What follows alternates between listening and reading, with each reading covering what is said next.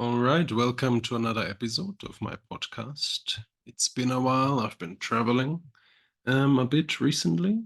It was a very nice conference in Nepal on animal consciousness, a follow-up to a previous one in Dharamsala, India, where I got to meet the Dalai Lama. That was a big conference. I'll probably upload my talk as soon as it becomes available, as well here on this platform on YouTube. But today's topic will be a very different one. Again, today I'll talk about one of my previous articles. The focus will be existential nihilism, a topic I don't typically work on. Let me bring on up this paper here.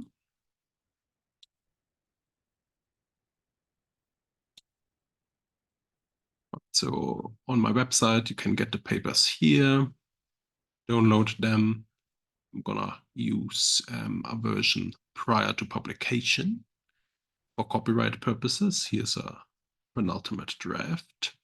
And yeah, the paper is titled Existential Nihilism, the only really serious philosophical problem. Now, quite the statement, I would say. It's not from me. This is from Albert Camus, which perhaps is rightly suggested by being published in a Journal of Camus Studies. And how did this paper come about? Well, I did an exchange semester in Finland at the University of Helsinki as my Erasmus term, essentially. Where students in the European Union can spend some time at other universities in the EU and get to experience new cultures and very different course materials, perhaps. And certainly at my university in Germany, the University of Bayreuth, we only had analytic philosophy. So there wasn't any continental philosophy really being discussed. I think maybe there was once a seminar offered on Nietzsche. I didn't attend that. But this were very much through an analytic lens, if any seminars like that happened. Now, the theme of that course was on existentialism more generally.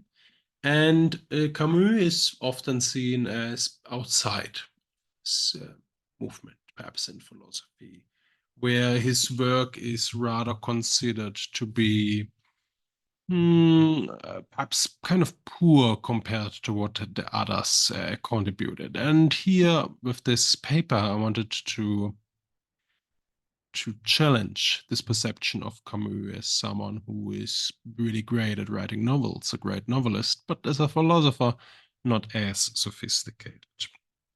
So, how did I do that? Well, let's jump into the paper.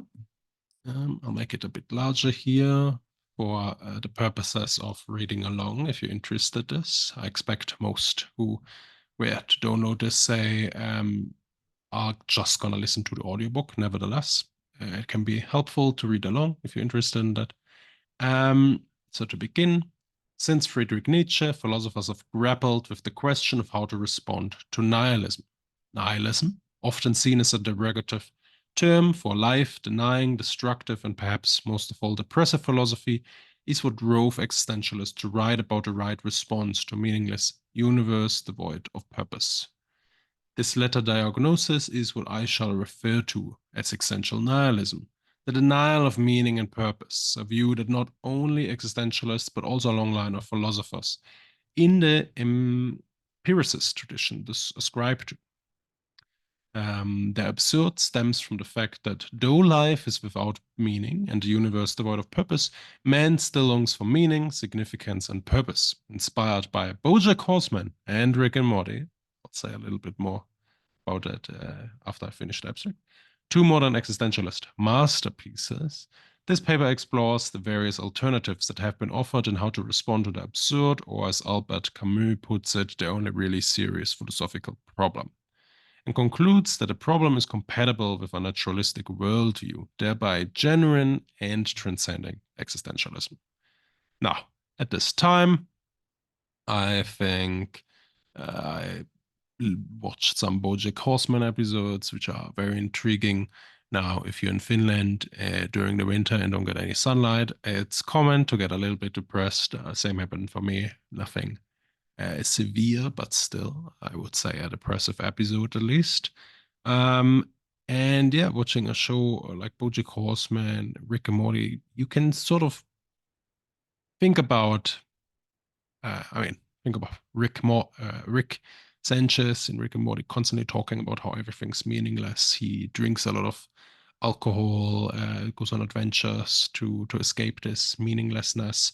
Um, and BoJack Horseman similarly has someone who's really dissatisfied with the meaninglessness of life. And I tried to connect these debates here a little bit. Um, Now, while a kind of pop philosophy, where philosophers engage with popular fiction, isn't really seen as something prestigious or something recommended, I think often this can be quite appealing to students to think through media they might have seen recently, or perhaps more generally, if you think about almost famous movies from the past that have philosophical themes. Think of The Matrix, for instance. Um, I think work like that can be very helpful to get philosopher students to think about these issues and why they matter, such as, say, personal identity, what it means to live in a digital world, what it means to have a real reality, and the like. Yeah. Now our focus is just on the life in a meaningless world and why there's something absurd about it. Now, this paper explores and analyzes the only really serious philosophical question, that is how to respond to a meaningless life. Albert Camus owes us this formulation. He wasn't really interested in many questions perhaps analytic philosophers might be interested in the more logical analysis of language, but for him, in the post-war period, especially depression, uh, why do people commit suicide? This is what interested him. And Albert Camus clarified this problem in the myth of Sisyphus. Deciding whether or not life is worth living is to answer the fundamental question in philosophy. All other questions follow from that. For those who can't see the paper, that's in quote marks. For the time being, but not for long, the question of suicide here coincides for Camus with the question of whether life is meaningful, as this is what suicidal persons share in their contemplation. Camus affirms that life is meaningless, but further declares in a preface, quote, that even within the limits of nihilism, it is possible to find the means to proceed beyond nihilism, quote end. The absurd stems from the fact that though life is without meaning and the universe devoid of purpose, man longs for meaning and significance and purpose anyhow. The structure of this paper follows a clear linear fashion. Firstly, I sketch the starting point for existential thinking in section 2, that is, existential nihilism and the arguments in its favor. In section 3, I proceed by analyzing how various existential thinkers, most prominently Albert Camus, argue for the absurd following the premise of existential nihilism and offer a unifying account of the absurd, incorporating the views of two non-existentialist philosophers, that is, Thomas Nagel and Alex Rosenberg, representing the a priori and naturalistic approach to philosophy, respectively. In section 4, I finally analyze and contrast the various existentialist and non-existentialist proposals to cope with the absurd and conclude that the problem is compatible with a naturalistic worldview, thereby genuine and transcending existentialism. Now, section 2, existentialism. Since Friedrich Nietzsche, philosophers have grappled with the question of how to respond to nihilism. Nihilism, often used as a derogative term for life-denying, destructive, and perhaps most of all depressive philosophy, is what drove existentialists to write about the right response to a meaningless universe devoid of purpose. This latter diagnosis is what I referred to as existential nihilism, the denial of meaning and purpose, a view that not only existentialists but also a long line of philosophers in empiricist tradition ascribe to. The absurd stems from the fact that though life is without meaning and the universe is devoid of purpose, man still longs for meaning, significance, and purpose. A bit of repetition. For existential thinkers like Kierkegaard, Nietzsche, Heidegger, Sartre, and Camus, this conflict was central to their philosophy.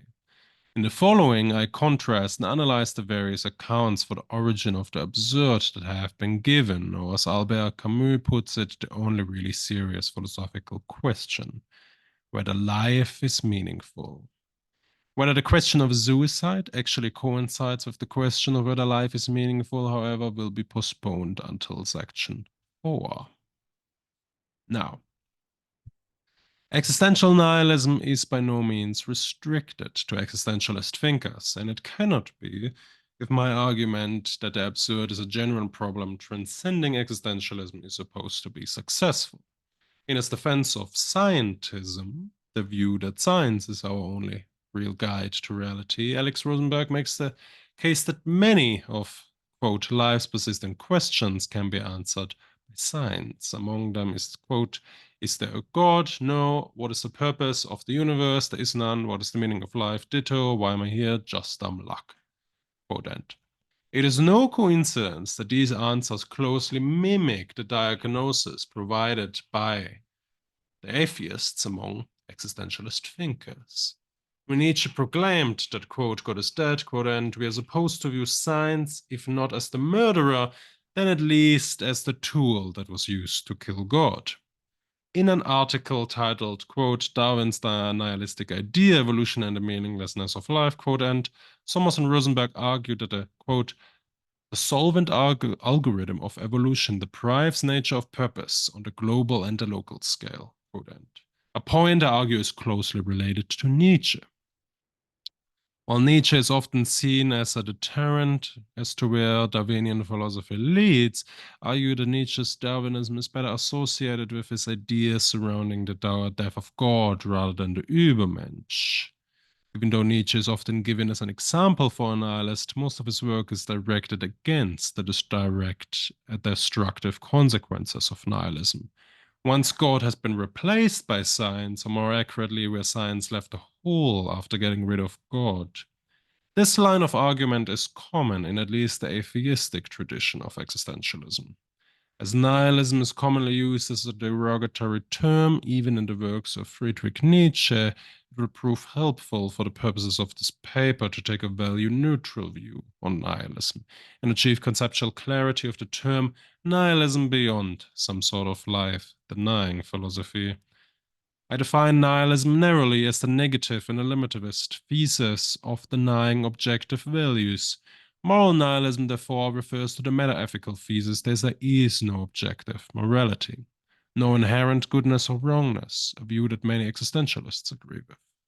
The concern in a paper on the absurd, however, is existential nihilism, which can be defined as the denial of life being meaningful and the universe having purpose. Whether moral and existential nihilism entail each other is beyond the scope of this paper, but they at least stand in a close relationship. So see here, for instance, the work of Camus and Sartre. Thomas and Rosenberg also endorse this connection. Now, existentialists, by definition, are all existential nihilists, though not necessarily moral nihilists or atheists. As is commonly joked about, existentialist thinkers, with the exception of Sartre, they do not appreciate being labeled as existentialists. Just like moral nihilism is often negatively associated and equated with immoralism, existential nihilism is often associated with destructive behavior and suicide. These positions, however, should not be confused or seen as standing in a necessary causal relationship. Existential nihilism, despite its negative connotations, should therefore not be seen as a label, but rather as something that is taken as a fact, or at least a widespread view in the modern world from which existential philosophy takes off. The popularity and critical acclaim of contemporary works such as BoJack Horseman, True Detective, and Rick and Morty, exploring existential nihilism makes it one of the most popular philosophical views in folk philosophy. Now, let me turn to the arguments for said position. The strongest argument for existential nihilism has been provided by the naturalist philosopher Dan Dennett in Darwin's Dangerous Idea, Evolution and the Meaning of Life. As I mentioned in the last episode, it was dedicated to Dennett. Dennett recently died. So I perhaps encourage you to look at that video and what I've written about him and more generally and more importantly, his writing. He was very interested in bridging science and philosophy and trying to find purpose, meaning in a world without, say, a god that could have given us perhaps meaning. So, evolution is a random and blind mechanism involving nothing beyond reproduction, variation, and differential reproductive success is the fundamental law of biology.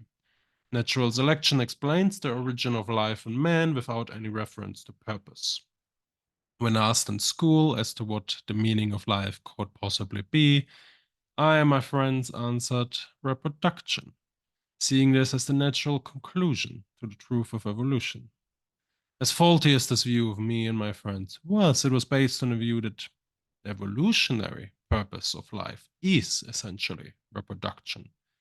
This, however, is usually not what is asked when faced with the question of what the meaning of life is, or rather what makes life meaningful. The answer we gave back then was just stating an essential or the most fundamental feature of life, at least insofar as contemporary debates in biology and philosophy go as to what life means. What is asked for, though, is some kind of higher eternal purpose for humans. However, and here existentialists get their name from, evolution denies these kind of essences that have plagued philosophy since Plato. So everything is in a constant change under the blind and random mechanisms of evolution. There is no essence like rationality or moral sense that we could ascribe to or attribute to human nature. Sartre famously remarked that, quote, existence precedes essence, quote, and he meant that it is left for humans themselves to decide who they are. That is neither nature nor culture that is responsible for choices. To believe so would be what he considered bad faith, denying our radical freedom to choose. This notion in existentialism is clearly compatible with a scientific view of humans as a product of genes and environment. But there is no such thing as human nature. We cannot deny the influence, however, of our human biology and environment on our choices. But a degree of compatibility must for now be postponed until section 4. To sum up, evolution destroys all notions of teleology in the biological realm. In a sense, we're all the product of a lot of chance events. Sommers and Rosenberg, in a review paper of Dennett with the fitting title, quote, Darwin's nihilistic idea, evolution and the meaninglessness of life, quote, and phrased the conclusions of the Darwinian argument for existential nihilism in the following way. Quote, Darwinism thus puts the capstone on a process which, since Newton's time, has driven teleology to the explanatory sidelines. In short, it has made Darwinians into metaphysical nihilists, denying that there's any meaning or purpose to the universe, its contents, and its cosmic history. Quote end. This is where I identify Nietzsche's philosophy as a Darwinian philosophy. The theory of evolution dissolves all purposes in, as Dennett puts it, quote, Darwin's universal essence, quote end. Science therefore renders God oblivious and takes away the illusion of purpose from our lives. Dennett even goes so far as to attribute the origin of existentialism to Darwin. Quote, Friedrich Nietzsche saw, through the mists of his contempt for all things English, an even more cosmic message in Darwin. God is dead. If Nietzsche, the father of existentialism, then perhaps Darwin deserves the title of grandfather. Quote end. This in itself should already make us open to the possibility that naturalism and the problem of the absurd are compatible. There's a real deep connection here between these ideas because they revise how we just as ordinary humans, perhaps going through life, um, prior to knowledge of evolution, might have thought about ourselves, our place in the universe. William Irwin, for instance, in his attempts to reconcile existentialism with libertarianism on evolutionary theory, makes a fitting remark here that I think is quite striking. Evolutionary theory does not necessarily imply existentialism, but the two are compatible once existentialism softens its stance on human nature. And there are some perhaps surprising points of coincidence. For example, the absurdity and pointlessness of life. Evolution is not teleological. And for those who don't know, teleology is about the goals of a system. For Aristotle, for instance, nature was to be understood in terms of its goals, what animals say strive towards. And while that is partially mistaken because the future cannot determine the present or the past, natural selection at least gives us an explanation of why systems have perhaps representations of goals towards the future, why systems seem to be goal directed, which biologists have often described in terms of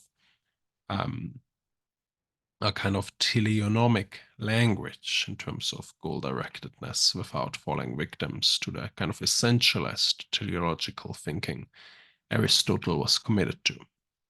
So, as existentialists usually start from existential nihilism as a fact, not much of an argument for the metaphysical claim itself is offered. Especially after the horrors of World War II, it is only reasonable to ask how anyone could continue to believe there is a God or purpose to our lives. To quote Camus, quote, "One kills oneself because life is not worth living. That is certainly a truth, yet an unfruitful one, because it is a truism." Quote end. Much of existentialist thinking boils down to the fact that there is no God, and hence no one to give the universe purpose and meaning to our lives. But in the face of evil and chaos, it is questionable whether, even with the existence of a supposed deity, or our lives are bestowed with any meaning. Theistic as existentialists like Kierkegaard, Chestov, and Jaspers would deny such. Thomas Nagel offers a thought experiment of humanity realizing that the human race and our whole planet were created by some creatures to farm and eat human flesh. Clearly, he argues, this doesn't give us the purpose we ask for when asking for the meaning of life. Would the analogy change if it was God who created us for some purpose rather than a powerful alien race? Camus suggests that this may not work either. Quote, "I know that I do not know that meaning and that it is impossible for me just now to know it. What can a meaning outside my condition mean to me? I can understand only in human terms." Quote end. Even if God exists and has some purpose for us in mind, we cannot grasp it. In my interview with Dennett, in fact, I talk about Thomas Nagel's thoughts of the absurd, which he found quite dissatisfying, and there's a nice discussion where Dennett talks about a student that struggled and how he tried to enlist another philosopher to reconstruct an argument he gave in opposition to Nagel to help them. But anyhow, if you're interested in that, you should look at the very first interview I did in this podcast, episode 1 with Dan Dennett. Let's go back here to the text. Even if God exists and has some purpose for us in mind, we cannot grasp it. As my aim in this paper is to salvage as much as possible of Camus' notion of the absurd by making it compatible with a naturalistic and scientific worldview, the preceding arguments prove sufficient for my purpose. With the metaphysical conclusion of existential nihilism reached, one may drop the case as closed. However, for the existentialists, more has to be said. In fact, the whole philosophy is based on the realization that life has no inherent meaning or purpose. In the following section, I sketch the problem of the absurd, that is, the conflict of man with existential nihilism, and contrast various existential thinkers and non existential thinkers arguing for the thesis that the absurd condition is genuine. Section 3: The Absurd. Most people feel on occasion that life is absurd. This is a quote. And some feel it vividly and continually. Quote. And is how Thomas Nagel opens his paper called The Absurd. Yet, quote, they could not really explain why life is absurd. Why then do they provide a natural expression for the sense that it is? Quote end. This explanation will be the target of the following section. I provide a unified account of the absurd following Camus, Nagel, and Rosenberg and contrast how the explanations and accounts of the absurd differentiate. What then is the absurd? As Albert Camus is most often associated with the term the absurd, I will begin with his account. He begins by illustrating the common uses of the word absurd, and gives the example of a virtuous man who we accuse of desiring his sister. Naturally, he would respond in shock, that is absurd, thereby appealing to the contradictory and impossible notion of the accusation, like a man attacking a group of gunmen with a sword. This is, after all, life is not some anime, perhaps, where that would work. The intention of the action clashes with the harsh reality, thereby rendering the whole endeavor absurd. For Camus, the absurd, quote, is born of this confrontation between the human need for meaning and reason and the unreasonable silence of the world, quote end. The feeling of the absurd therefore stems from two realizations taken together. First, man's realization that life is meaningless and the universe purposeless, and secondly, man's desire for meaning and purpose. The absurd, however, transcends the feeling of absurdity, for man need not know that life is meaningless. For those having become aware of the absurdity of human existence, will see the futile struggle for purpose of those trying to escape the problem as the prime illustration of the absurd. The absurd only requires man to search for meaning in a meaningless world. This is how Karen Carr sees the term nihilism used in Nietzsche's work as, quote, a condition of tension, a disproportion between what we want to value or need and how the world appears to operate, quote end. The absurd is the futile search for meaning. It is neither existential nihilism that is absurd nor the human search for meaning, but the comparison, the conflict that arises between them. Following this interpretation, I now reinforce Camus' notion of the absurd with two non-existential philosophers who provided further arguments for the absurd, that is Thomas Nagel and Alex Rosenberg. In the analytic tradition, many have disputed that the world is unreasonable, and logic and sciences can indeed satisfy our, quote, desire for unity, this longing to solve, this need for clarity and cohesion, quote end. Though Camus denied science being able to do so. Let us now take a look at an analytic philosopher, that is Thomas Nagel, and his paper The Absurd. Nagel, too, starts from the notion of the absurd in ordinary life, giving a similar analysis to Camus, stating that it, quote, includes a conspicuous discrepancy between pretension or aspiration and reality, quote end. Like someone giving a complex speech on a vote that has already been cast. This is akin to the analysis Camus gives for the common use of the word absurd. Nagel continues analyzing the call for action that springs out of the absurd. Quote, when a person finds himself in an absurd situation, he will usually attempt to change it by modifying his aspirations or by trying to bring reality into better accord with them, or by removing himself from the situation entirely. Quote end. The latter being a euphemism to refer to suicide. Which, after all, is the whole goal of this debate, to address this connection between the meaninglessness of life and whether suicide is an appropriate response to it. A philosophical notion of absurdity, in contrast to the feeling of absurdity, however, must, according to Nagel, lie in, quote, something universal, some respect in which pretension and reality inevitably clash for us all, quote end.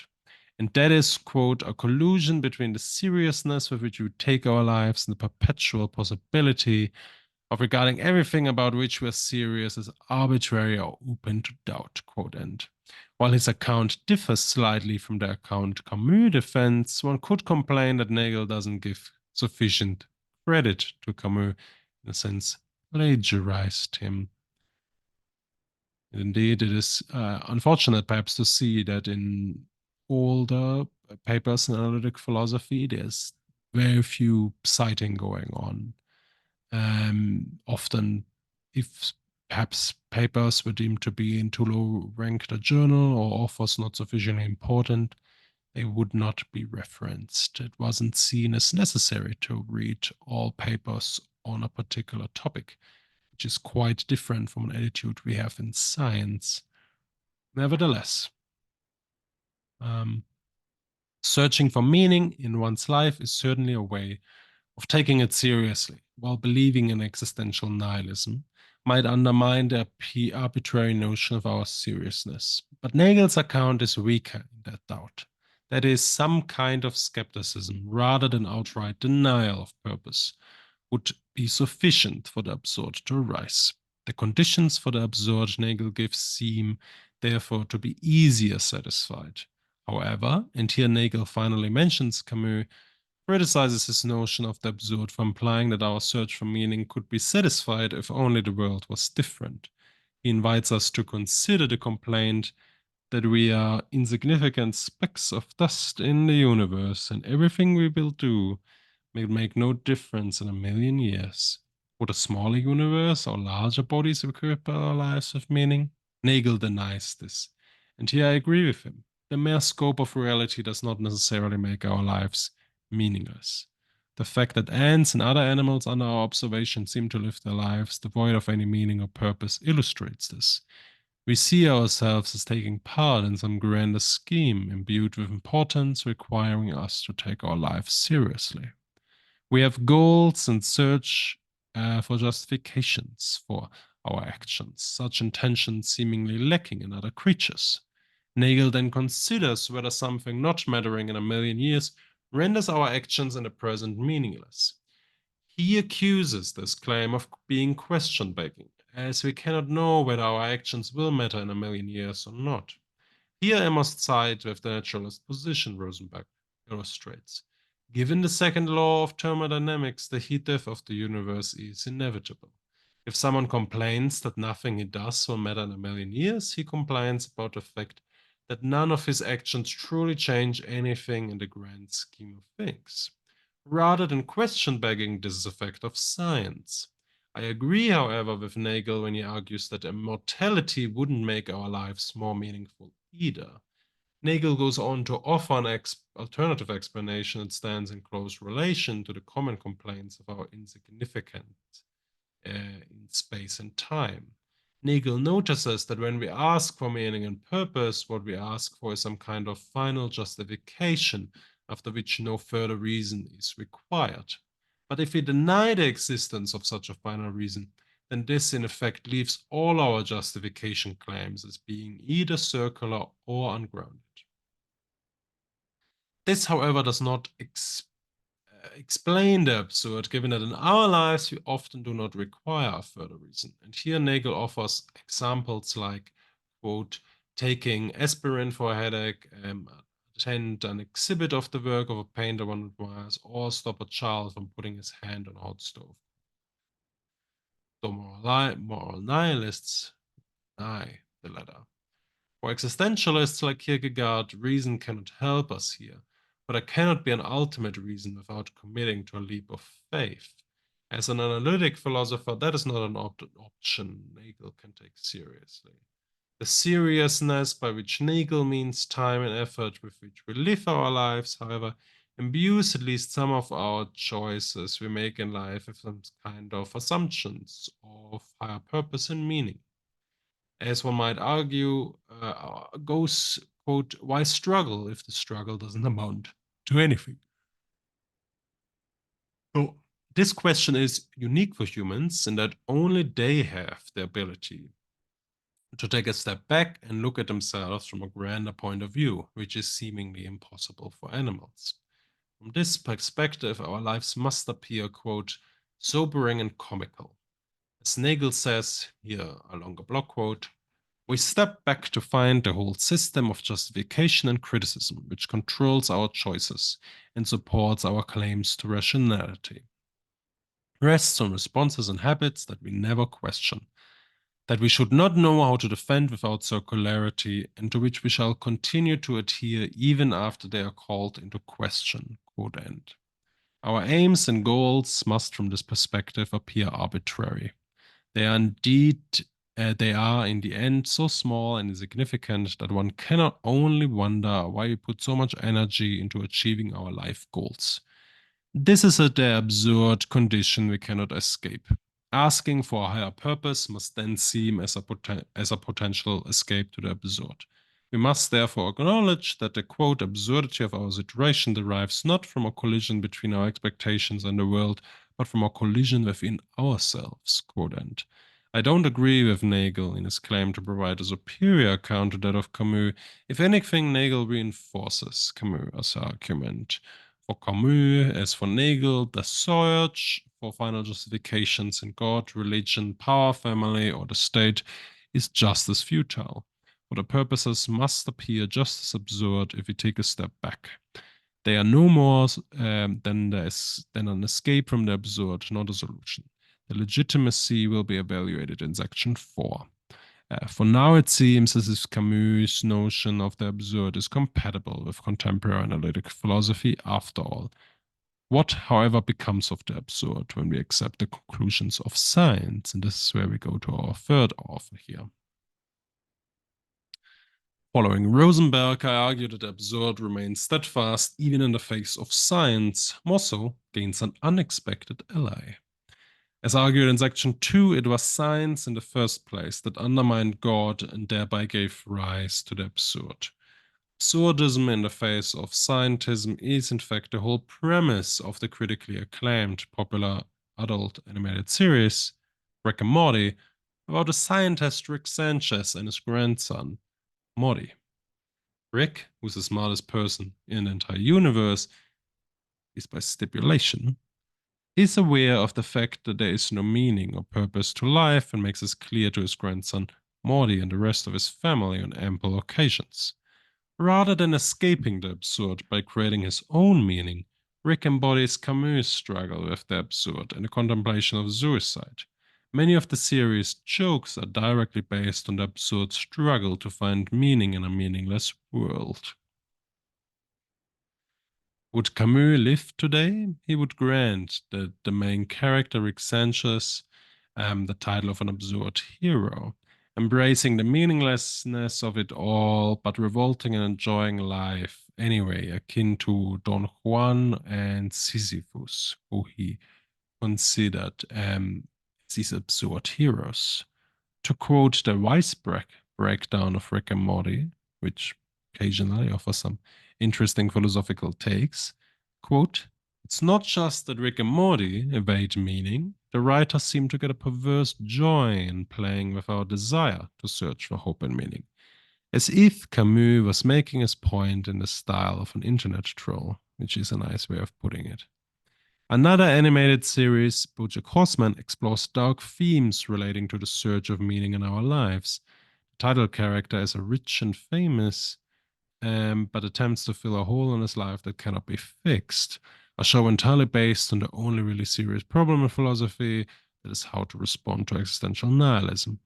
Both shows illustrate that nothing matters and that failure to find happiness lies merely in our inability to recognize that whatever goal or desire we are attempting to satisfy, it will not provide our lives with meaning. The existentialists may have been right in their view. Novels here are the best way to convey philosophical ideas, after all. Nowadays, this may even be extended to animated series for adults. But perhaps that shouldn't be that surprising, given how a lot of discussions we see now in the philosophy of artificial intelligence, robotics, meaning, love, and the like have been early anticipated by some animes that have engaged in those discussions, where movies have been based on, I don't know, some Japanese animes from the 1980s. I think there was a movie with Scarlett Johansson that was one striking example for that. I don't know the name now. I think maybe Ghost in a Shell or something. Anyway, going back to the text. Um, but of course, that doesn't relieve philosophers from the task to provide uh, the philosopher to provide his, I'm going to say also her, perhaps, or their arguments in the clearest form possible in the first place. Alex Rosenberg, a proponent of scientism, argues that science is the only reliable guide to reality, and many philosophical questions should be answered by looking at the sciences. He provides a scientistic account of what Camus labels the absurd. Quote, introspection can't provide a good reason to go on living because there isn't any. This is the only thing that at least some of the existentialists, for instance Camus, Sartre, got right.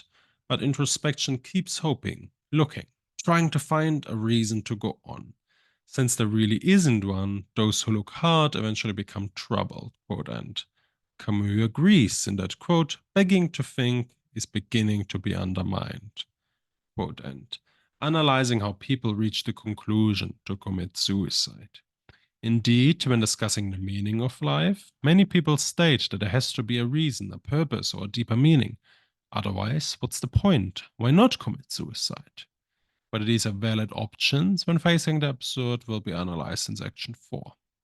Rosenberg, who follows the Humean tradition, however, illustrates that the absurd remains a philosophical problem even with the expiration of existentialism, having become a historical rather than contemporary movement in philosophy, which of course doesn't deny that there's still people who would consider themselves existentialist. But certainly as a movement, it is much smaller than was in the past. Now, can science also provide an explanation as to why we search for meaning and purpose in our lives? Rosenberg argues it can, and continues providing an evolutionary account for the illusion of purpose, as the fundamental design problem our ancestors faced was to predict the behavior of our fellows, that is, to think about the intentions and purposes for the action. Quote, the human brain has been shaped by millions of years of natural and cultural selection to be addicted to stories, quote, and in fact, quote, they are almost the only things that give most of us relief from the feeling of curiosity. Man's desire for meaning, purpose, and significance is nothing more than an evolutionary byproduct of the beneficial adaptation to explain and predict.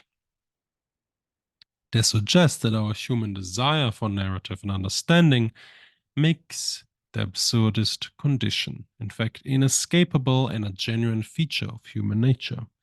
Evolution has shaped humans into what he calls conspiracy theorists, thereby creating a desire for purpose and religion.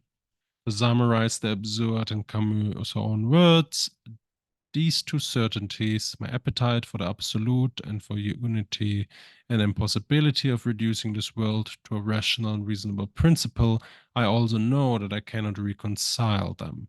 What other truth can I admit without lying, without bringing in a hope I lack, and which means nothing within the limits of my condition? Quote end. Or curiously, that seems very close. So, Camus was right then. The human desire for unity and meaning is deeply entrenched in human existence. The only really serious philosophical problem remains steadfast in the face of science, more so, gaining an ally in the naturalistic scientific worldview. An ally Camus would not have anticipated to be coming to his aid, perhaps. The answers the science has provided will never be fully satisfactory given our evolutionary history and addiction to stories. Science cannot give purposes to our lives because there is none. Let me therefore now finally turn to the solution of how to face the absurd. And to preempt a question here, science cannot satisfy us here because it doesn't deal in stories. It gives us facts, models, theories, hypotheses, and the like. Although we might turn that perhaps into a nice narrative. And certainly there's popular science books, for instance, written by Richard Dawkins, of how we can tell a nice story about evolution that we can enjoy listening to, even if you're not, say, very much into just learning about what the world is like. And that is a big difference. If you become a scientist, you have to move away from perhaps telling the nice stories and just focus on what are the facts. So, section 4, responding to existential nihilism. In section 2, I propose the definition of it. I propose the definition for existential nihilism that I continue to use here. Life being meaningless and the universe being devoid of purpose. In now asking how to respond to this metaphysical position, one may ask what then the purpose of section 3 on the absurd is. This is precisely the question Camus raised when arguing for the claim that the problem of suicide coincides with the question of whether life is meaningful. It is the question of whether this existential claim has any bearing on the lives we are living. For the existentialist tradition, this question was answered in the affirmative, and as I argued in section 3, the absurd is a genuine problem, transcending existentialist philosophy. The question I want to answer now is how to respond to the absurd. With some water here. After all, this is a serious subject matter.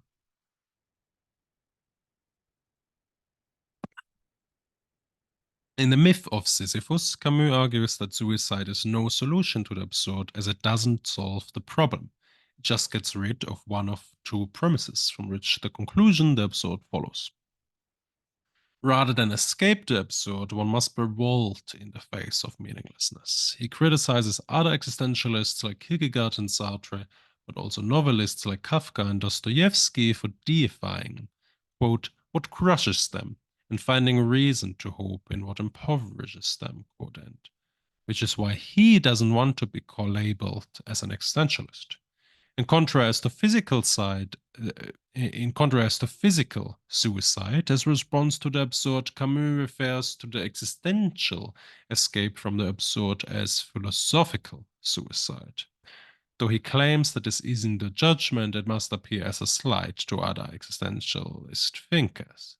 Camus thinks it is an appropriate term for, quote, the movement for which a thought negates itself and tends to transcend itself in its very negation, quote end, thereby enabling a leap of faith and escaping the absurd.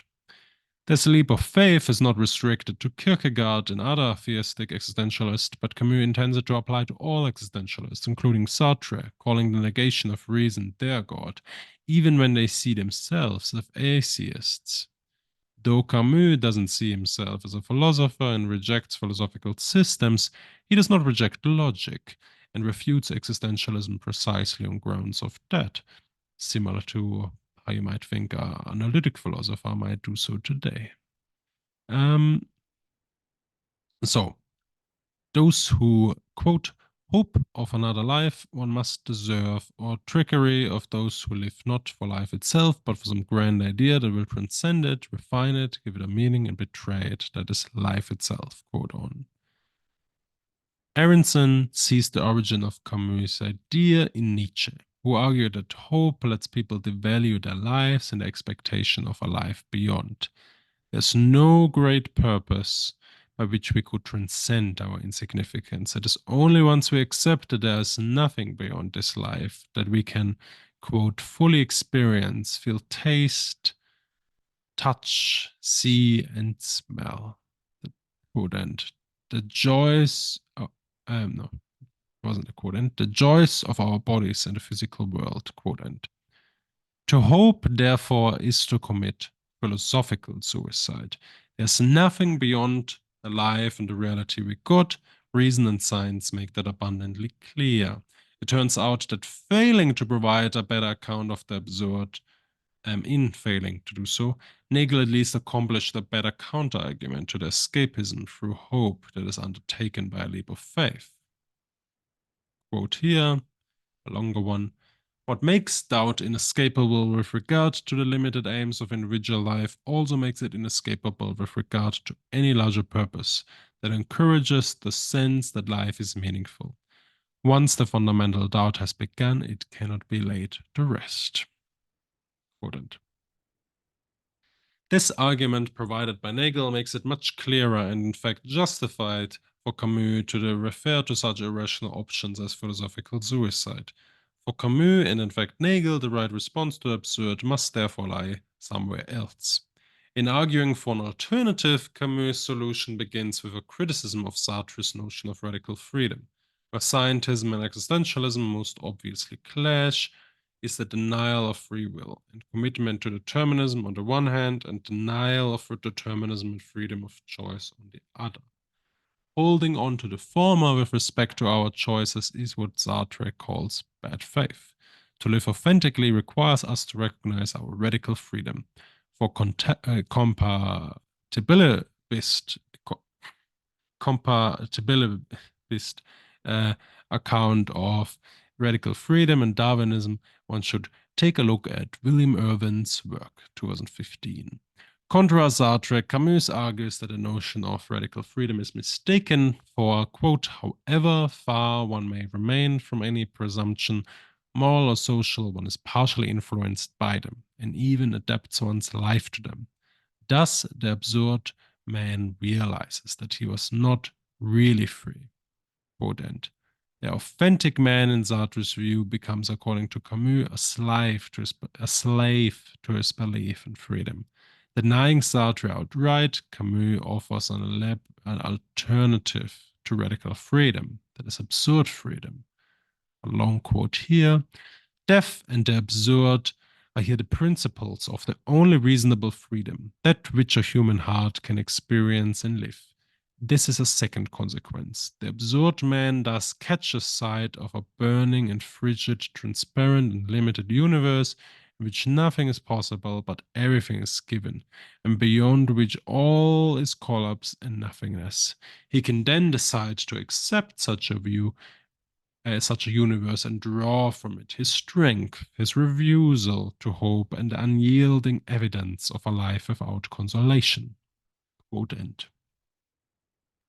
According to Nagel, this explanation for how one should cope with the absurd seems rather, quote, romantic and slightly self-pitying, quote end. Camus draws three consequences from the absurd, which will illustrate his solution to the only really important problem in philosophy, that is, quote, my revolt, my freedom, and my passion. By the mere activity of consciousness, I transform into a rule of life what was an invitation to death, and I refuse suicide. Quote end. To make the reader understand what he means, Camus elaborates on the absurd hero Don Juan, who conquers the heart of woman but leaves for the next upon the profession of love for him. In fact, Camus calls this his revolt, that is Don Juanism. For some people, love is the solution to the absurd.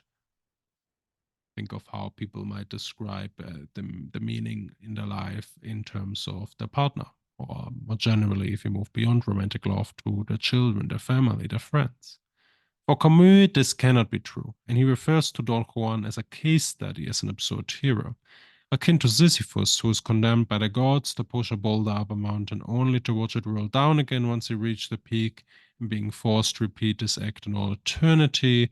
Just like Sisyphus, Aronson argues, quote, humans cannot help but continue to ask after the meaning of life, only to see our answers tumble back down, quote, and thereby illustrating the absurd. Why should we imagine Sisyphus happy, according to Camus? Because he is constantly aware and conscious of the meaninglessness of his task, and he carries it out regardless. When a girl professes her love for him, Don Juan can only laugh in the face of the absurd. Rather than despair or hope for more in life, he revolts against the rules of the society and absurd, accepts his meaningless fate, and lives out his passions. A very strange, perhaps psychological take. But there is something perhaps interesting here, that this very idea of love, he thinks It's perhaps pointless. There's no meaning to it, just like nothing has meaning, and just engages then in the pursuit of his liking, although to the detriment of women, and that shouldn't be encouraged. So, Camus' rather lyrical writings and references to the heroes and other stories have a deeper purpose. According to Aronson, they aim, quote, to demonstrate what life means and feels like once we give up hope of an afterlife, so that in reading we will be led to see his point, quote end. These are the conclusions Camus has drawn as the solution to the question of suicide. One has to accept that life is meaningless and death is inevitable, but the consciousness of this only makes life worth living to begin with. So it's a kind of YOLO approach. You only live once. It's a kind of realization that, well, if nothing matters, you might live life at least to the fullest, right? Which is a very popular way of approaching this problem. So, as Camus limits himself to analyzing other existentialist philosophers, I will not introduce the solutions to the absurd which Thomas Nagel and Alex Rosenberg provide. For both Rosenberg and Nagel, man's search for meaning and purpose doesn't stop when accepting a reason and science as a guiding principle. Still, the reader may question whether existentialism and a naturalistic worldview are in any way compatible. Rosenberg doubts that, stating, quote, Martin Heidegger built a whole metaphysics out of the conviction that physics and the rest of science can't ever explain the subjectivity of experience. He argued that the subjectivity of an experience is the most important fact about us, that science can't explain it, and that we therefore have to reject science as the correct description of reality. We need to build our picture of reality up from the nature of subjective experience. Rosenberg describes Heidegger as being scientism turned upside down, quote end. Now, in my work on consciousness, of course, I also say there's nothing incompatible here. Science can explain subjective experience. We can have a science of subjective experience, not only for us humans, but also for other animals, and perhaps potentially for artificial intelligence system that might in the future develop consciousness. So, though scientism and existentialism seem fundamentally opposed, the absurd still arises in both of them. Rosenberg's solution to this existential problem for those accepting existential nihilism is simple. Quote, take two of whatever neuropharmacology this prescribes, quote end. Interesting. So, this is clearly an option that, to be fair, was not available when Camus wrote The Myth of Sisyphus, and hence doesn't necessarily invalidate his arguments. However, there's no necessary connection between depression and absurd. It is an open question whether antidepressants dissolve the feeling of absurdity. Existential despair might nevertheless disappear, right? So you might lose perhaps that sadness, the intense feeling of nothing can motivate you.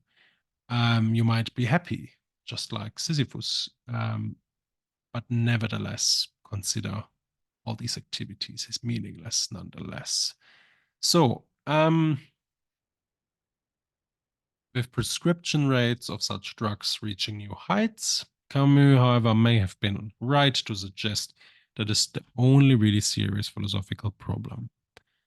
Thomas Nagel, explaining why he's an atheist, claims that he, quote, lacks the sensus divinitatis that enables, indeed compels, so many people to see the world, to see in the world the expression of divine purpose as naturally as they see in a smiling face the expression of human feeling, quote end. One might argue that the absurd condition indeed only arises for a subset of the population, or is absent in those accepting the scientific worldview that is devoid of purposes. If so, then there could be an easy solution, however. I argue that the problem is genuine. Science neither claims, let me have some water here.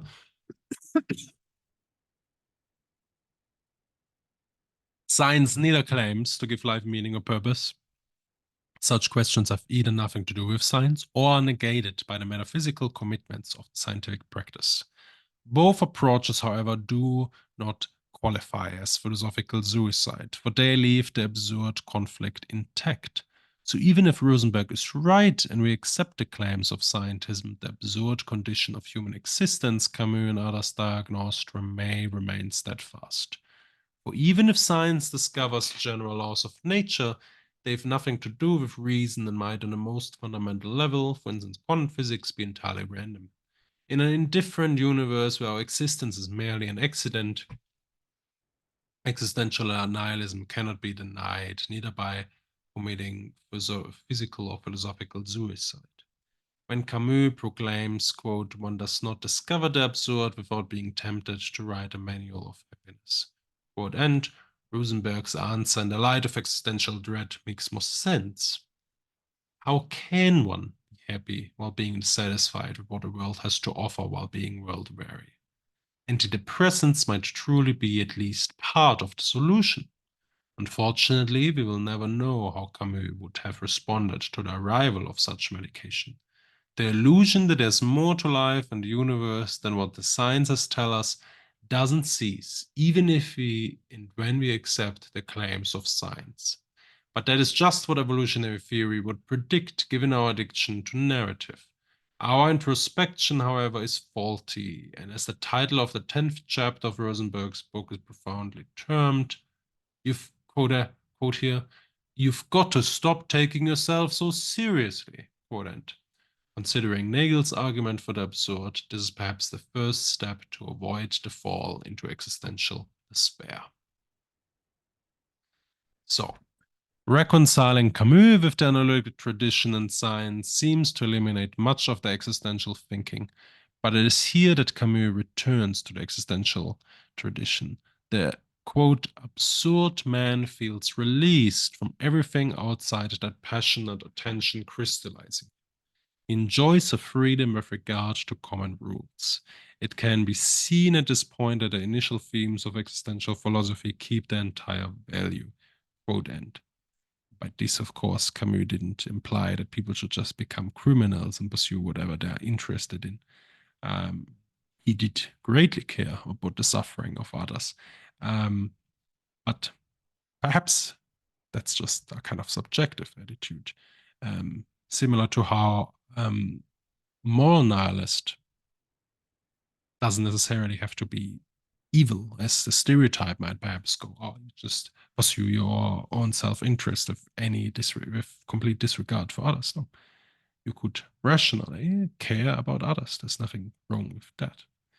And similarly here, living a life that's meaningless but still enjoyable for yourself can definitely include caring about others. There's nothing wrong with that if you like it. So, to conclude, the absurd stems from the fact that though life is without meaning and the universe devoid of purpose, man still searches for meaning, significance, and purpose. In short, the truth of existential nihilism and man's desire for more than existential nihilism has to offer. In the end, it remains an open and empirical question whether one's revolt in the face of the absurd can be successful. As Camus stated in the preface of the myth of Sisyphus, quote, even within the limits of nihilism, it is possible to find the means to proceed beyond nihilism, quote end. That is, it's possible, of course, no guarantee one will be able to do so, as Camus' rather tragic novels illustrate. It's typically don't end well for the protagonists. So, if Rosenberg is right, and man's desire for meaning, purpose, and significance is a byproduct of the human desire for narrative and understanding, then the absurdist condition is in fact inescapable. Even the most advanced scientific explanations, that is, rational explanations of the universe, won't be able to satisfy our desire for more. In the end, nothing we do will amount to anything. There is but one thing that is certain, and that is the heat death of the universe. Nothing matters. But on the bright side, the question of suicide can be detached from the question of how one should live in the face of existential nihilism. Rosenberg offers conciliation with the fact that we also evolved to go out of bed. If we do not manage to do so, Prozac might in fact be the best solution. The philosophical way to face the absurd then might be a combination of irony and, quote, your favorite serotonin reuptake inhibitor, quote end. Revolting and thereby fully enjoying life, not despite, but because of it being meaningless. In short, Don Juanism, laughing at and thoroughly enjoying one's brief and meaningless existence. The only really serious philosophical problem is therefore genuine in this realization. Camus' work truly transcends existentialism. I hope you've enjoyed this paper. Now, to me, what is very noticeable is that the English clearly isn't up to par. Perhaps I'm writing now after spending many years in Anglosphere countries. Um, oh, great to see. I think the published version, the actual journal, has those spelling errors largely, I hope, all removed. Um, yeah, it was a very interesting paper, in a way, a very personal journey. Um, Thinking through this basic problem naturalists, serious naturalists have to face. That is, well, if there's no God, if there's no meaning really, how do we motivate ourselves? How do we live our lives? And that can be hard. It is not an accident that atheists are criticized for trying to take the meaning away from people's lives, that they perhaps they wouldn't, without God, people would be left hopeless, aimless, directionless, and that there's no easy replacement here. But of course, does that mean we should just believe in myths, stories, make something up, just believe in anything as a cause of direction? Camus thinks that doesn't work. That's philosophical suicide. A leap of faith, whether towards God or to any other thing, such as love or your hobbies. No, that is none of that gets rid of this problem. There is ultimately no meaning to anything. But of course, that doesn't mean that you can't pursue your own aims. Just don't assign them any greater cosmic meaning, perhaps. Um, and so I think for Camus, it's very important to show to people that you don't have to just make this very strange move, philosophical jump without any reason in order to avoid this seemingly tempting conclusion of killing yourself. That is not necessary at all. Suicide can absolutely be avoided. You can enjoy a life even in a meaningless world. So I hope you enjoyed this episode, and I'll see you with a different paper next time. Goodbye. Have a good week.